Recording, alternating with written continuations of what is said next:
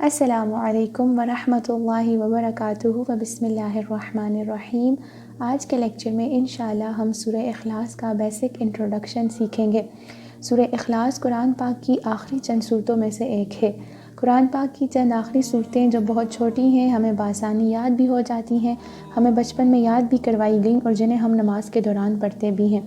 ان میں سے چند صورتیں ایسی ہیں کہ اگر ہم ان پر غور کریں تو یہ بالکل ایسا ہے کہ جیسے ہم بار بار اپنے دین میں داخل ہو رہے ہوں۔ اسی لیے ان کی ابتدا لفظ کل سے ہوتی ہے، جس کے معنی ہے کہہ دیجئے۔ اب یہاں کہنے سے مراد نہ صرف دوسرے ہیں بلکہ ہمیں اپنے آپ کو بھی اس جو سورت کا میسج ہے وہ بار بار ریمائنڈ کروانا ہوگا۔ اس سورت کو ہم کئی طریقوں سے سمجھ سکتے ہیں، گرامر کی روح سے بھی، ٹیکنیکلی بھی اور مفسرون کی تفسیر کے مطابق بھی۔ سب سے پہلے بات کرتے ہیں اس سورت کے بیک گراؤنڈ کے بارے میں، یعنی اس کا پس منظر کیا تھا۔ سورہ اخلاص مکی سورت ہے۔ مشرکین مکہ جب ہمارے نبی حضرت محمد صلی اللہ علیہ وآلہ وسلم سے اللہ تعالیٰ کے نسب اور فیملی بیک گراؤنڈ کے بارے میں سوال کیا کرتے تھے تو یہ سورت اس کے جواب میں نازل ہوئی تھی، اور یہ سورہ اخلاص کے آغاز میں لفظ کل ہونے کی ایک وجہ بھی ہے۔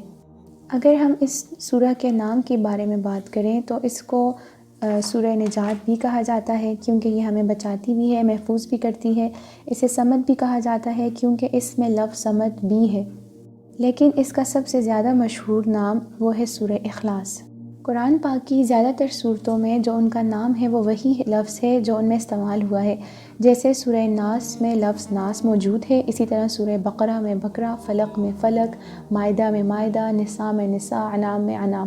اب یہ سوال ہے کہ اس سورت کو سورہ اخلاص کیوں کہتے ہیں، حالانکہ اس میں اخلاص لفظ استعمال نہیں ہوا۔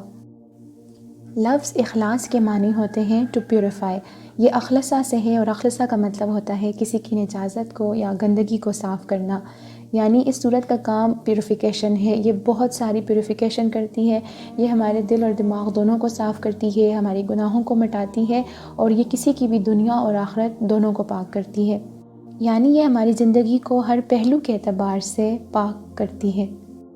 اور ایسا تب ہوگا جب ہم واقعی اندرونی طور پر غور کریں گے کہ اس صورت میں کہا کیا گیا ہے۔ اس طرح کہنے سے کہ قل هو اللہ احد اللہ الصمد لم یلد ولم یولد ولم یکن لہ کفوا احد، ہم زبان سے تو یہ کلمات ادا کر لیتے ہیں، لیکن ان کلمات کا ہمارے دل پر اثر نہیں ہوتا، کیونکہ ہمیں پتہ ہی نہیں ہوتا کہ ہم کہہ کیا رہے ہیں۔ جب ہم ان پر غور کریں گے، یہی کلمات جب ہمارے دل سے ادا ہوں گے تو اس وقت اخلاص ہوگا، اس وقت پیوریفیکیشن ہوگی۔ اخلاص کا دوسرا معنی ہوتا ہے سنسیریٹی، اور اگر ہم سنسیریٹی کے میننگ پہ غور کریں تو اس کا مطلب ہوتا ہے کسی کی نیت کا صاف اور مخلص ہو جانا۔ اس لفظ کو ہم جب اپنی پریکٹیکل لائف میں استعمال کرتے ہیں تو ہم کہتے ہیں کہ میں بہت سنسیئر ہوں فلاں انسان کے ساتھ، تو اس سے مراد یہ ہوتی ہے کہ جس کے ساتھ ہم سنسیئر ہوتے ہیں ہم ان سے اتنی محبت کرتے ہیں شاید جتنی ہم اپنے آپ سے بھی نہیں کرتے، ہم ان کے وفادار ہوتے ہیں، ہم انہیں خوش رکھنے کی ہر ممکن کوشش کرتے ہیں، اور ہم کوئی ایسا قدم بھی نہیں اٹھاتے جن سے انہیں برا لگے یا جن سے اسے تکلیف پہنچے اور وہ ناراض ہوں۔ بالکل اسی طرح جب ہم اس صورت کو سمجھ جائیں گے، اس پہ غور کریں گے تو یہ اللہ تعالیٰ کے ساتھ جو ہمارا رشتہ ہے اس میں سنسیریٹی کو ڈیولپ کرے گی۔ اس صورت کے نام میں ہی اس صورت کا مقصد پوشیدہ ہے، اور آئی ہوپ کہ آپ کو یہ کلیئر ہو گیا ہوگا۔ انشاءاللہ اگلے لیکچر میں اس کے فضائل احادیث کی روشنی میں ڈیٹیل سے بتاؤں گی۔ آج کے اس لیکچر میں جس پوائنٹ میں بھی آپ کو ایشو ہو یا مجھ سے کوئی سوال کرنا ہو تو وہ آپ مجھ سے پوچھ سکتے ہیں۔ جزاک اللہ خیراً۔